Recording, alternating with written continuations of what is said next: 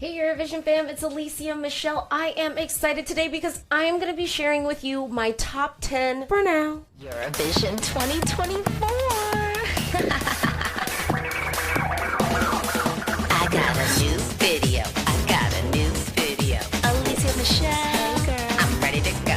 How you feeling? Eurovision fam. Yeah. Are you ready for the show? We gotta keep it real. Let's go. Hey, if you've never been to my channel before, welcome. If you love the Eurovision Song Contest, I think you will love my channel. So take this opportunity right now to like this video and please do subscribe. Now, disclaimer, before we get into this video, there are 3 really important things that I think you should keep in mind. First up, this is not a prediction video. These are just the 10 songs from Eurovision 2024 that I am listening to and loving a lot right now. So this is just my personal top 10. Number 2, I think it's really important to keep in mind that I said this is my top 10 for now. I am going to be locking in a top 10 prior to the rehearsals when we get a little bit closer to the song contest all going down in Malmö, Sweden. So don't take this with too much weight. This is just where I'm at for now. 3, one of the things that I hold really dear at my channel is we do not have to agree. So me sharing my top 10 with you is simply that. It's me sharing what I am loving a lot right now and this ranking that I have put together, and I will say put together really difficult. Like, this has been probably the hardest top 10 that I have ever had to do. And some people might say, oh, Alesia, you say that every year. I don't think it was this hard last year. I'm gonna be real. Like, it was not this hard last year. 2022, I think it was a little bit tricky for me. 2016, I did it somehow, and it was really difficult for me to do it. This year, I am telling you, on my ESC Faves playlist, I've got 22 songs. There are 22 songs out of this year's 37 songs that I am loving, and I'm like, okay, I need to have them on their own playlist in sort of my own order that I'm putting together. I might share that playlist with you. I have done it before in the past, but I'm like, that's a lot of songs. And so then for me to go in my faves and basically cut it in half, that was really difficult, okay? That was really hard. Principally, love what you love, like what you like, hate what you hate, but you don't need to be going out here, you know, talking to other people and convincing them to think the same way that you do. That's not what I'm doing here. I am just sharing my top 10 for now. With this ranking, I'm probably judging 50% studio cut, 30% live performance, and then I would say 20% of that is the je ne sais quoi, my personal taste, things like that. Kicking off in 10th position for me, it might be a surprise for some of you all, but it was Australia. I am loving what Australia is giving this year. I'm sorry, y'all. Like, I know some of y'all think that Australia might not qualify. And like I said, this top 10 is not a prediction. I am not saying that this is going to be the top 10 at Eurovision, but I am saying right now in my car, Australia is a top 10 track. I'm loving the song. When it comes on, I'm singing along. And y'all know, I'm not really a message song girl. And this is, you know, a message song, but it's a message song that is doing something different. It doesn't feel completely run-of-the-mill, but it still has that anthemic sing-along with us quality that a message song really has to possess. So Australia, you're my number 10. Armenia is my number 9. Look, y'all, I will say Armenia is benefiting ever so slightly from the fact that it was one of the later songs that we had. I don't know if I would have it in my top 10 if we had gotten this song in January. Because I will say there's some songs that I was bumping, that I am bumping, that I love, that we got a little bit earlier, that aren't going to make their way into this top 10 list. And I think it's just sometimes there is an advantage because sometimes I will skip the songs that I've listened to death just to get to the new stuff. And I will say I am guilty of skipping some of the songs that I love to get to Armenia's song because it's upbeat, it's joyful. I will say I could see Armenia leaving my top 10 list, and I'll tell you why. I wish that there was more lyrical content to the song. If we're judging the Eurovision Song Contest and we have a really strong year, which I am saying, this is a strong year. It's a strong year. We made it, y'all. We deserve it. We should relish in it. It's exciting. This is a strong year. In a strong year, we're going to have to start getting kind of picky about, what allows a song to advance and what doesn't. I love Armenia's song. I think that it should be in the grand final. But like, if you're talking about would I want to see Armenia win this year, I could probably say maybe not, because I think that there are some songs with a little bit more lyrical depth. But I am still loving the track. I am still singing along to it. I want to figure out all the correct pronunciation of these words because I'm just loving the song. Next up is the UK. Come on, United Kingdom. Come on, Ollie Alexander. Come on, all y'all haters who feel like the UK is coming 20th. This song, when you are listening to it on the playlist, it stands out. It stands out. And I know some people are allergic to pop perfection. I know it's really, really hard when we're at the Eurovision Song Contest and we can listen to all of these songs that are totally out of the box. But here's the thing. If someone is giving you pop perfection, and it is, in fact, perfection and just crafted really, really well, and you feel like it might be executed well, then you gotta give it its props. And I'm sorry, the UK, I'm giving you the props. Dizzy is just a great track. It feels current. It feels fresh. I think I'm living in a little bit of like a queer quartet world this year at Eurovision, because I will say our girls are giving us some pop perfection too. But I will say the queers are coming through, and I'm sorry, I'm just marinating in the community. I'm marinating in the community a little bit this year. I feel spoiled for choice. Is that the phrase? Spoiled for choice? There's so many options I have to pick from. And I will say, of some of the pop perfection we are getting this year, this song just stands out. And I'm just feeling it. So thank you, the UK, you're in there. Next up, another pop perfection song. But let me say electropop. It's Lithuania.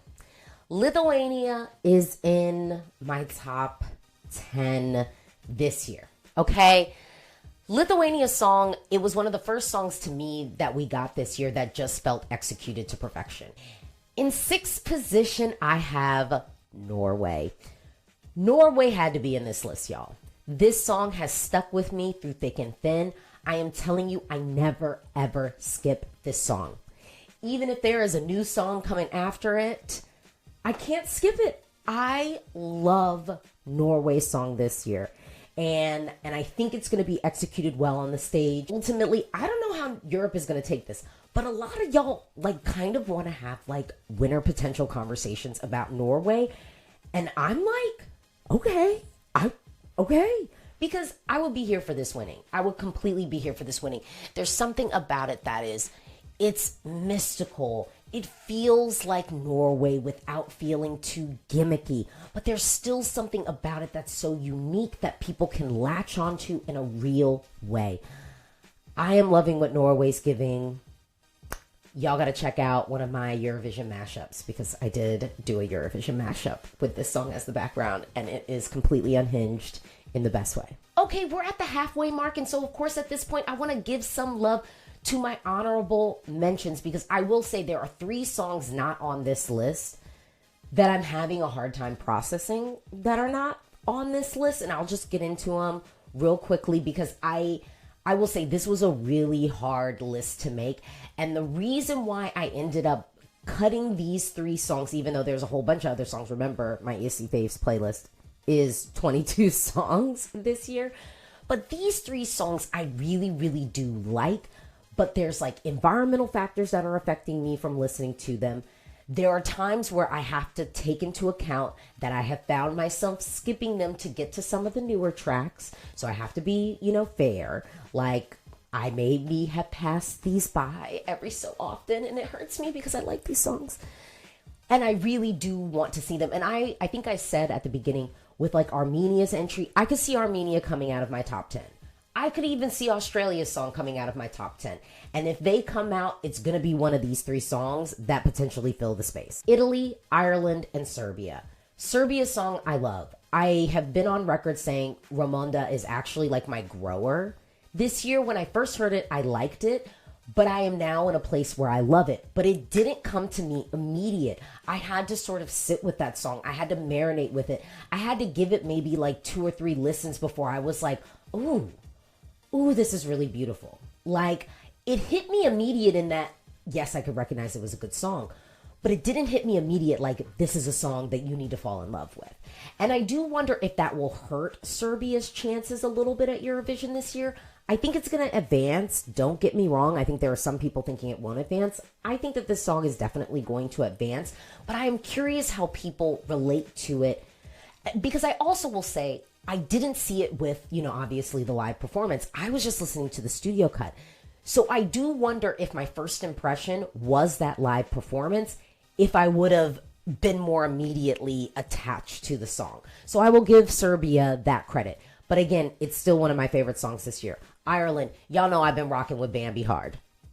But I will say lately I have had to skip the song to make space for myself to give some other tracks a chance.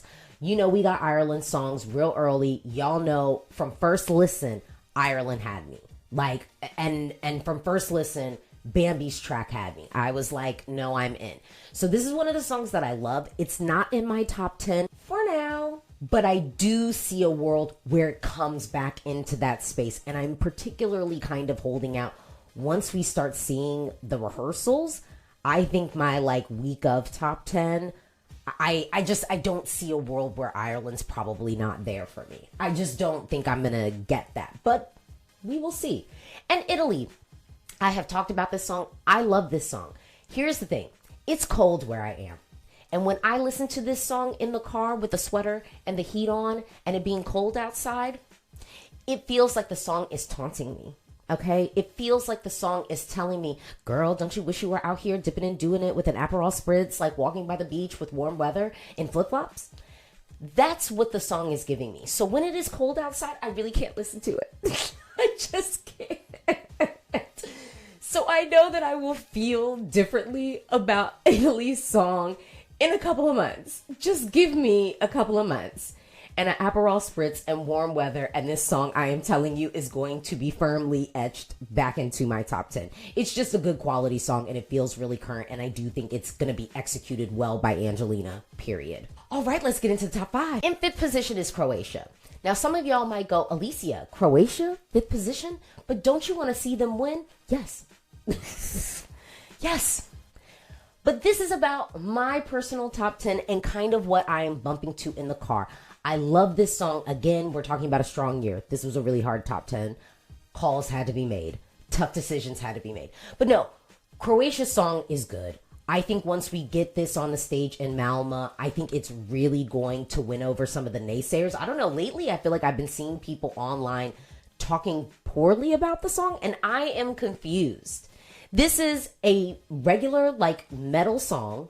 I've heard people talking about his vocal. I'm like, this is a metal song. This is not an operatic, choir boy piece. This is not pop perfection. What notes are you expecting him to hit? And if the answer is the notes on the page, well, guess what he is? He is. This song is going to be executed well. I love that this song feels Croatian, and it feels like something people in the Balkans can kind of latch onto and relate to without it feeling cliche. And I do feel like there's something about this that has a wink and a sense of humor to it. But I think with Baby Lasagna, there's something really endearing about him as a performer. So I am loving this track. Croatia, you're my number 5. Do I want to see you win Eurovision this year? Short answer, yeah, I'd be here for it, okay? In 4th position, y'all. Euro, let's come together. Europa, Europa, welcome in Europa. Come on, y'all. It's Europa. I love this song so much. I am upset that I love this song so much. It's one of those, y'all. It's one of those that I am like, I don't have to love this song. I know I don't, but I do. Y'all need to prepare yourselves because the Netherlands has never really fumbled with staging, and some people will be like, they'll use last year as an example, or they have to go all the way back to Walk Along, Walk Along. That was a long time ago. We can't use Walk Along as an example. And last year, the staging was beautiful. It was the song and the execution and the vocal choices made for that execution. It shouldn't have been a duet. It should have been a solo with our girl, Mia, right? That's what should have happened last year. It shouldn't have even been a duet from jump. Those were the mistakes that were made. The Netherlands isn't making that mistake this year. This is going to be executed well. People are going to be feeling this song. This could be our televote winner. And I've told people, I'm like, y'all, I could do the math where I could see the Netherlands winning. I'm like, y'all want to go back this soon? I'm living in the world where no, I don't want to go back because I couldn't afford it the first time and inflation is real and I probably definitely won't be able to afford it a second time around. And yes, I am making selfish Eurovision decisions over here because this is my top 10 for now. So I'm allowed to make these selfish decisions for now because it's my top 10. So the Netherlands, yeah, this song, it's like almost one of those things where I don't know why I love it so much, but I can explain it. I love the gabber portion of the song. I love the fact that it is winking to like the Euro pop of the 90s and everything that I hold so dear and love and still listen to this day. So it's winking to it. It isn't doing it in a way that feels dated. It's taking a fresh spin on it. I love the fact that we're getting a mix of languages, that this isn't like all in English because that's not what I come to Eurovision for. And there's something about it that feels Dutch. Again, without it feeling like cliche. If there's something about this that feels like, yeah, this is from the Netherlands. And that's sort of one of those je ne sais quoi things that you want to do at Eurovision if you can. And so the Netherlands is doing it. I'm happy it's happening. We're here for it. Number 3, I won't say a lot about this because I've already said a lot. Ukraine is my number 3. I love this song. I think a lot of people are forgetting how immediate this song was in the fandom. And here's the thing. Everybody else who's going to be watching and the majority of people who are going to be voting, they're going to have that immediate experience. When they hear Ukraine's song, it's going to be immediate for them. They're going to latch onto it. I know some people are nervous about like the hip hop elements of that, but guess what? Kalush had that too. And I argue that Alona is actually doing it better. My number 2, y'all. So my number 2 and my number 1, here we go. In number 1, I've got Switzerland. The Code. I never ever skip it. I love it. Number 2 is Greece. Y'all, I was having a hard time trying to figure out how I wanted to rank these two. I was like, in some ways, Greece could be my number 1. In some ways, Switzerland could be my number 2 at times. It kind of depends upon the mood, but I will say both of these songs are like in a virtual number 1 tie. In my car and on my playlist, Marina Sati, girl, if you mess up this staging, I will never forgive you. I will never ever forgive you because I love this song so much. And I have seen the post online where everyone's just like, oh, everyone's just overhyping Greece. And I'm like, so what? Maybe some of us are because I am feeling that song so heavy. That is a song that I can play in my car that I know people in the States who know nothing about Eurovision will be like, ooh, what's this? And they will be feeling it. I'm telling you. Switzerland for me is just like the full package. Switzerland's song is risky. It's ambitious. On paper, there's a lot of things about it that shouldn't work, but they do work. And I think it will all come together. I have a lot of faith that Switzerland is going to stage this well. I would not hate it if Switzerland won. Obviously, I would not hate it if Greece won. I just feel like Greece and Switzerland are both playing risk really, really well. They're both playing something that's just like, take it or leave it. And I love kind of the unabashed confidence of like, yeah, there are going to be some people who don't like this and we don't care. We're trying to hit the 15% who are going to love it. And I just happen to be in the 15% that's loving it. I expect Switzerland to come up in the odds a little bit. I know a lot of people are talking about France winning the jury. I think I've gone on record saying that I think Switzerland has a really large chance to cakewalk the jury over France. I really, really do. I could be living in a world of delusion. Okay. But I do think that juries do reward vocal moments, wonderful staging, and ambition in a song.